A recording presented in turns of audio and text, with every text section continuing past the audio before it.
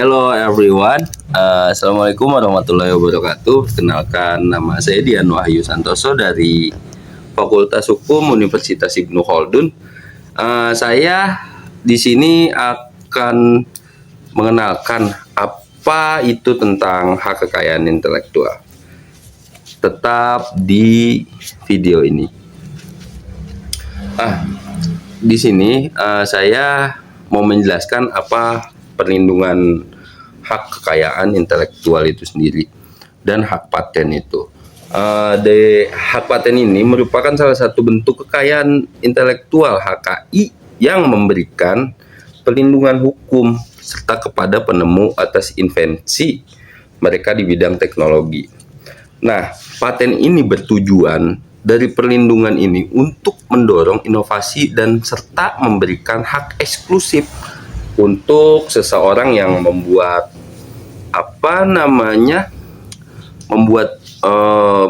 barang dia atau berupa produknya. Video ini juga membahas tentang hak paten serta hak berikut pasal-pasalnya, pasal-pasal hak kekayaan intelektual yang akan saya jabarkan di video ini. Apa sih sebenarnya kegunaan hak kekayaan intelektual ini? Saya di sini menjabarkan kriteria-kriteria hak paten atau hak kekayaan intelektual itu sendiri agar suatu invensi dapat dipatenkan serta invensi tersebut harus memenuhi beberapa kriteria. Di sini ada beberapa poin kriteria paten tersebut. 1. Kebaruan invensi harus benar-benar baru dan belum pernah dibuat sama sekali dengan seseorang. Kayak gitu, kita mengeluarkan invensi atau membuat produk yang tidak pernah atau yang bahkan tidak pernah dibuat sama seseorang. Terus juga ada langkah inventif. Invensi juga harus memiliki langkah inventif yang tidak mudah ditemukan seseorang. Contohnya produk-produk yang kebanyakan kan hari ini banyak yang dominan mirip kayak gitu. Nah, invensi ini harus terbarukan dengan langkah inventifnya. Dan juga ada dapat diterapkan dalam industri. Ini invensi harus dapat diterapkan dalam dunia industri, artinya harus memiliki nilai praktis serta dapat diproduksi atau digunakan secara berulang kayak gitu teman-teman. Nah, untuk proses pendaftaran paten di Indonesia melalui beberapa tahapan penting yang diatur dalam undang-undang hak paten tersebut, di mana yang ada persiapan dokumen. Di sini penemu dan pemohon harus menyiapkan dokumen yang diperlukan seperti deskripsi invensi, klaim paten, gambar serta abstrak itu sendiri. Merujuk pada pasal 24U nomor 13 tahun 2016 menyebutkan bahwa permohonan paten dianjurkan atau diajukan secara tertulis dalam bahasa Indonesia. Pengajuan permohonan paten diajukan di Direktorat Jenderal Kekayaan Intelektual atau DJKI. Permohonan harus membuat identitas pemohon, judul invensi, serta deskripsi lengkap dari invensi tersebut. Nah, ada pasal yang melekat di pengajuan pemohon ini, yaitu pasal 25 Undang-Undang nomor 13 tahun 2016 yang menyatakan bahwa permohonan harus dilengkapi dengan dokumen-dokumen yang membuktikan kepemilikan dan rincian dari invensi itu tersebut. Kayak gitu teman-teman. Dan di 3, pemeriksaan administratif dan substantif serta pengajuan di DJKI ini akan melakukan pemeriksaan administratif untuk memastikan kelengkapan dokumen dan serta dilakukan pemeriksaan substantif untuk menilai apakah invensi memenuhi kriteria kebaruan, langkah inventif, dan dapat diterapkan dalam industri.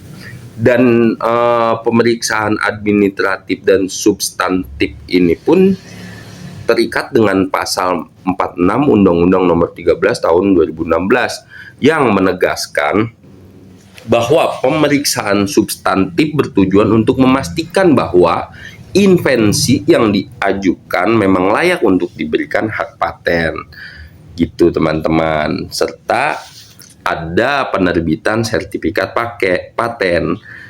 Jika pemohon lulus dari beberapa poin ke atas, pemeriksaan substantif, terusnya lagi pemeriksaan hak paten, di DJKI ini akan menerbitkan sertifikat paten sebagaimana bukti hak eksklusif bagi pemohon. Itu. Dan di sini pun ada pasal yang menerapkan penerbitan sertifikat paten ini, yaitu pasal 51 Undang-Undang Nomor 13 Tahun 2016 yang mengatur bahwa sertifikat paten memberikan hak eksklusif kepada pemegangnya selama 20 tahun sejak tanggal penerimaan permohonan. Jadi itulah urutan untuk penerbitan hak-hak paten. Masuk ke hak dan kewajiban pemegang paten.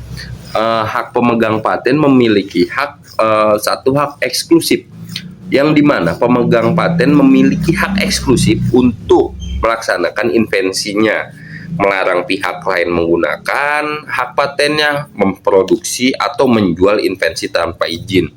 Dan hak eksklusif ini dilindungi dengan pasal 5 Undang-Undang Nomor 13 Tahun 2016 yang menyatakan bahwa hak eksklusif mencakup produksi, penggunaan, distribusi, serta penjualan invensi.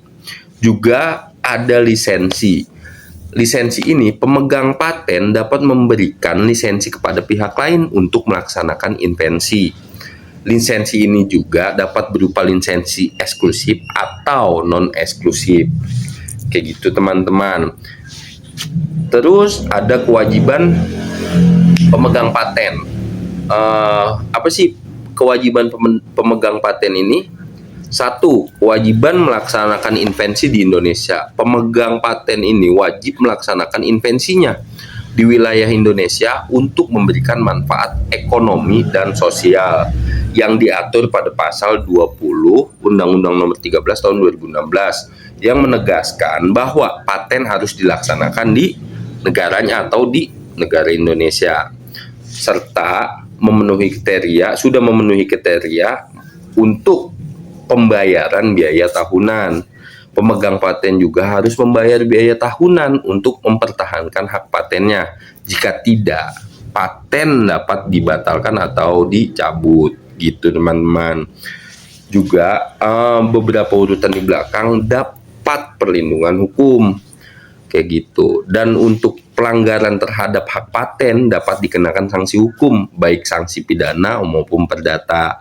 Pemegang paten dapat mengajukan gugatan atas pelanggaran hak paten kepada pengadilan, kayak gitu. Dan termaktub di pasal 161 Undang-Undang Nomor 13 Tahun 2016 yang menyebutkan bahwa pelanggaran hak paten dapat dikenai hukuman penjara dan denda. Sanksi ini bertujuan untuk melindungi hak-hak pemegang paten dan mencegah pelanggaran di masa datang.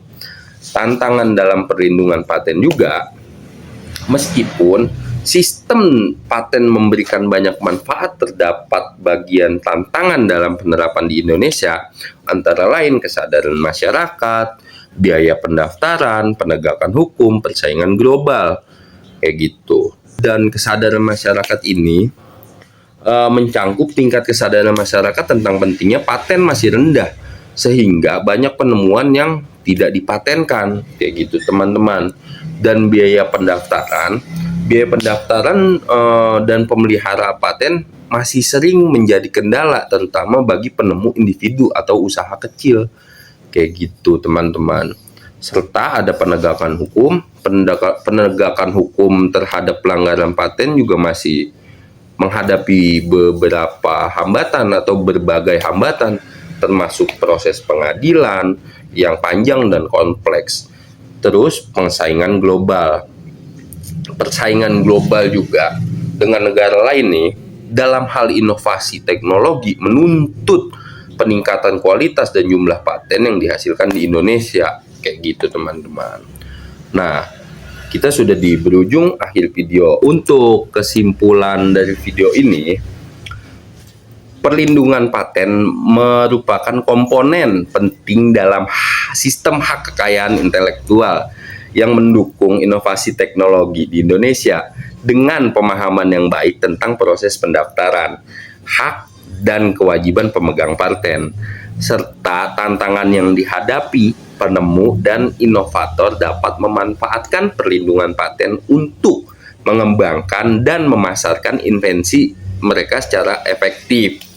Meskipun terdapat berbagai tantangan, upaya kolaboratif antara pemerintah, penegak hukum, serta masyarakat yang diperlukan untuk memperkuat sistem perlindungan paten yang mendorong inovasi di Indonesia. Gitu teman-teman.